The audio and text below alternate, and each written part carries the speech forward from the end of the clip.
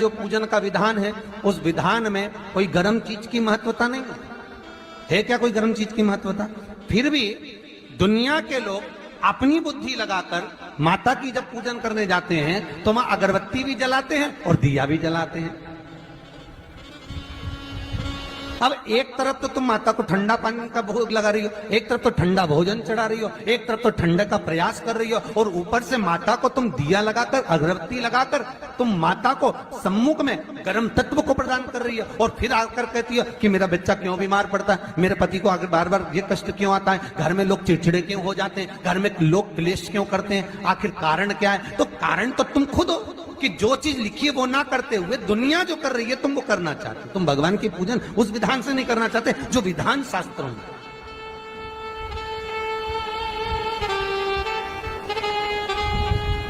जो शास्त्रार्थ विधान कहता है। महाराज, शीतला माता की पूजन में कहीं ऐसा लिखा है कि तुम दिया लगाना, अगरबत्ती लगाना? शीतला माता की पूजन में लिखा है 1 लोटा पानी लेना, उस जल में पुष्प आदि लेकर माता को ठंडा भोजन का सुंदर भाव से माता का स्नान कराकर पूजन करना, अर्चना करना, कुंकू, चावल, रोली, मोली जो चढ़ा सकते हो, चुनड़ी, वस्त्र आदि जो चढ़ाना हो चढ़ाओ। पर यह नहीं लिखा कि तुम दिया भी लगाना कि अगरबत्ती भी लगाना, क्योंकि गर्म तत्व मत चाहिए माता। दिया अगर तुम लगा भी रहे हो तो उसके सम्मुख ना लगे, उससे दूर, बहुत दूर। ठंडे समय में, शीतल समय में शीतला माता ने यह नहीं किया कि रोटी बना के उठो और थाली लेके लाइन में लग जाओ। तुम देखना, शीतला माता की पूजन करने लोग जाते ना शीतला सप्तमी, शीतला अष्टमी पे, बस 11 बजे तक तो रोटी बनाती रहेगी, सामान बनाती रहेगी, 1-1.5 घंटा में ठंडा हुआ, 12:30 बजे उठ के सीधे लाइन में लग जाएगी, जल्दी से पूजन करके सो जाऊंगी, काम खत्म। शीतला माता ने भी सोच लिया, बस तूने मुझे बेवकूफ बनाया, अब रुक जा तू। 11 बजे तक भोजन बनाया, 10 बजे तक भोजन बनाया, 1 बजे रात को लाइन में लग गई पूजन करने के लिए। 1 बजे रात को, न जाने किसने पहला दी कि 1 बजे रात को लग जाओ लाइन में, सुबह तक पूजन करके अपने घर आ जाओ, फिर आराम से आके सो जाओ। अब इतनी जल्दी क्या है भगवान के पूजन की? माँ की पूजन करने जा रहे हो, माता से लाड़ लड़ाने जा रहे हो, अपनी माता से अपने दिल की बात कहने के लिए जा रहे हो, अपने स्नेह की बात कहने के लिए जा रहे हो, तो धीरे धीरे प्रेमवश आनंद से माता की आराधना शीतल समय में, ठंडे समय में। ठंडे समय का मतलब है भीतर से ठंडे होकर, अपने भीतर से ठंडे होकर। अब अपने भीतर तो ठंडा ही है ही नहीं ना, जल्दी जल्दी चलो, और आधी बहुत पतली खुशी है, और और ये कितना बड़ा कपड़ा थाली पे ढाक ढुका के लाइन में खड़ी है शीतला माता। शीतला माता, या हाथ में लोटा या हाथ में थाली, और इतनी देर में पड़ोसन निकल के बाजू में से जा रही थी और लोटा थोड़ा सा ढुल गया। अब यहां शीतला माता की पूजन करने आई और ये हो गई चंद्र घंटा, लोटा जरा सा ही पानी का झलका, देख के नहीं चल सकती। ठंडा भोजन हाथ में, लोटा ठंडा पानी का, और अंदर अग्नि। शीतला माता भी कह रही इसको अजान दो पहले, इसको। क्या मतलब?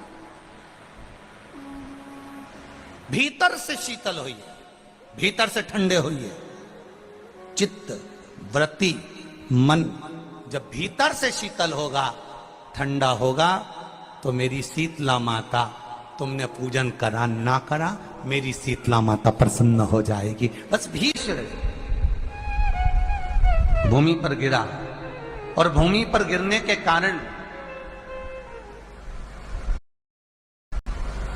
उससे एक वृक्ष उत्पन्न हुआ जो नीम का वृक्ष कहलाता है, नेवाड़ी का वृक्ष कहलाता। इसलिए साउथ में, दक्षिण में नीम के वृक्ष को स्वयं देवी का प्रतिबिंब माना जाता है। नीम के वृक्ष को स्वयं माता का प्रागट्य उत्सव माना जाता है। नीम के वृक्ष को स्वयं देवी का भाव वर्णित किया जाता है। और बहुत सुंदर बात है महाराज जी, जिसके शरीर में माता निकल गई हो, दाने दाने पड़ गए हो, पूरे शरीर में बुखार भी बहुत तेज आ रहा हो और पूरे शरीर में माता जी निकल गई हो, एक लोटा पानी जिसके शरीर में माता जी निकली है उसके पास में रख दो और वो पानी उठाकर नीम के पेड़ में उस व्यक्ति के ऊपर से 7 बार उतार के नीम के पेड़ में डाल दो। 3 दिन के अंदर उसकी माता जो शरीर में निकली हुई है, दाने दाने पड़े हुए हैं, जो बुखार बहुत तेज आ रहा है, उसमें धीरे धीरे आराम मिलना प्रारंभ हो जाता है। यहां तक शास्त्र कहता है कि किसी व्यक्ति को अचानक बहुत तेज बीमार आ गया, बहुत तेज बुखार आ गया, या एकदम,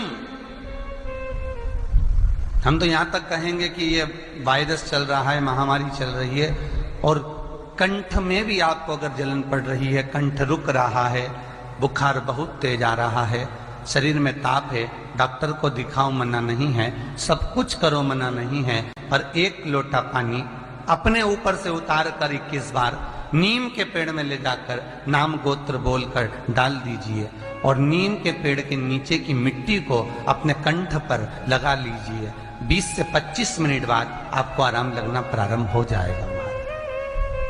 ये उमा देवी है। जगह की मिट्टी काया के रोग को ठीक कर देती है। अगर किसी व्यक्ति को चर्म रोग हो गया, कुष्ठ रोग हो गया, चमड़ी सफेद पड़ गई, रोग समाप्त नहीं हो रहा, बढ़ते जा रहा है, औषधियां आपने बहुत कर ली, तो 3 जगह की मिट्टी आपको फल प्रदान करेगी। पहला, सूर्य कुंड की मिट्टी। स्कंद पुराण सूर्य कुंड कहां पर है? तो कहा दतिया और झांसी के बीच में सूर्य कुंड निवास करता है। उस सूर्य कुंड की मिट्टी को लाकर जिस व्यक्ति को कुष्ठ रोग हो गया हो, शरीर की चमड़ी सफेद पड़ गई हो, स्कंद पुराण कहती है सूर्य कुंड की मृदा लगा लेने से 5 से 7 दिन में रोग समाप्त होने लगता है महाराज। पर सूर्य को सर्वाधिक प्रियता क्या?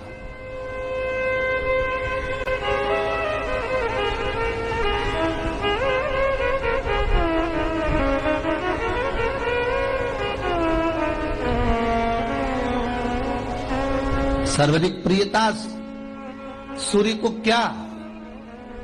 क्योंकि सूर्य तपता है, तो उस तपन को मिटाने के लिए सूर्य देवता के शरीर पर गाय का घृत मला जाता है।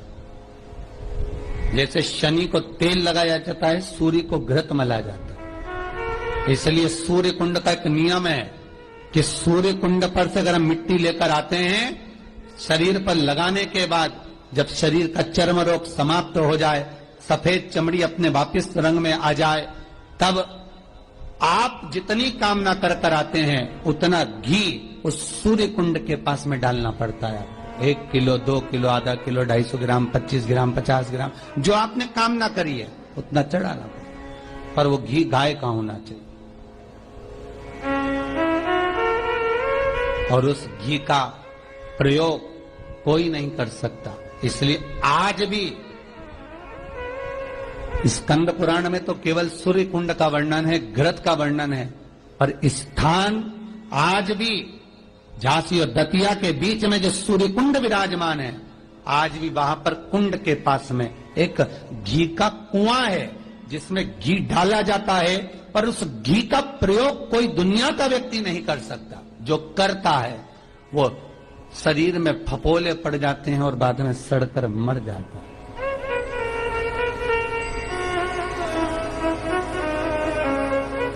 घृत है, पर गंध नहीं, घृत है।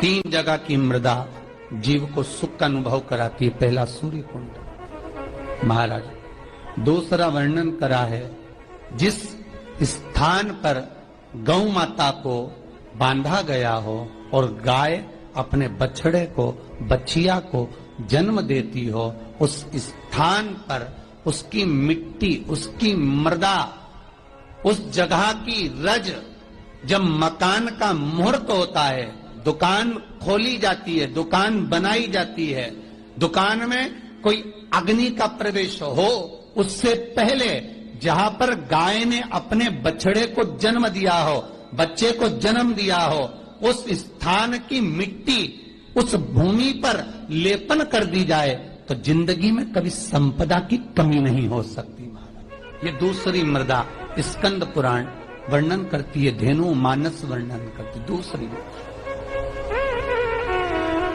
गीता प्रेस गोरखपुर का गो अंक वर्णन करता है। जहां पर गौ माता बंदी हो, जहां पर गौ माता नित्य स्मरण करती हो और गाय के बच्चों का जन्म होता हो। श्री शिवाय नमस्तुभ्यं। इस तरीके से महाराज जी ने जैसे बताई शीतलाष्टमी की पूजा, वैसे आप लोग पूजा कीजिए और माता रानी आप लोगों की मन्नत पूरी करें।